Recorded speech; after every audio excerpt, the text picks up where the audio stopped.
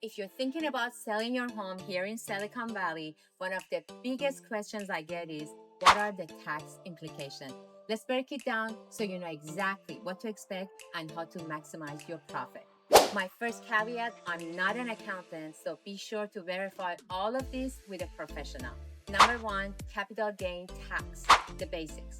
When you sell your home for more than what you paid, the profit is called a capital gain. In California, you'll face both federal and state taxes on the gain unless you qualify for an exclusion.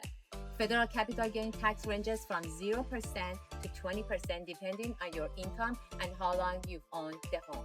California treats capital gain as a regular income with rates from 1% up to 13.3%, some of the highest in the country. Number two, the 250 or 500,000 exclusion, your biggest tax break. Here's the good news.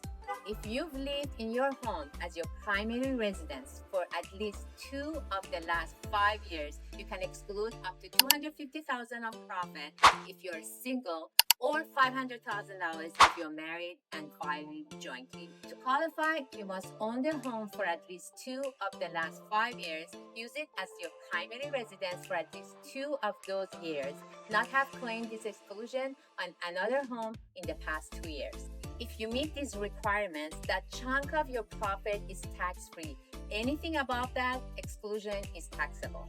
Why this matters in Silicon Valley? Silicon Valley home prices have soared. The median seller gain here often exceeds the $500,000 exclusion, meaning many sellers will face taxes on at least a proportion of their profit. For example, the median gain in some parts of Silicon Valley is now over $575,000. How to minimize your taxable gain? Don't leave money on the table. Here's how you can reduce your taxable capital gain.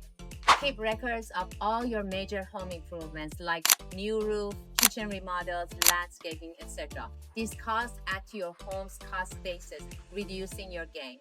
Include eligible closing costs from when you bought the home. How to calculate your gain? Capital gain equals sales price minus purchase price plus improvements and the closing costs. If you're over the exclusion limit, only the excess is taxed. Reporting and paying taxes. If your gain exceeds the exclusion, you'll need to report it on your federal and state tax returns.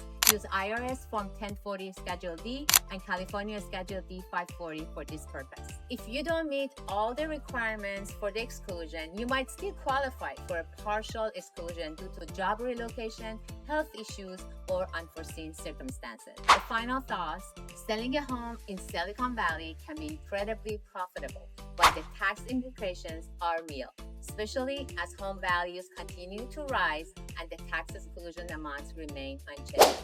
With careful planning and the right documentation, you can keep more of your hard-earned equity. If you have questions about your specific situation, reach out. Let's make your next move a smart one.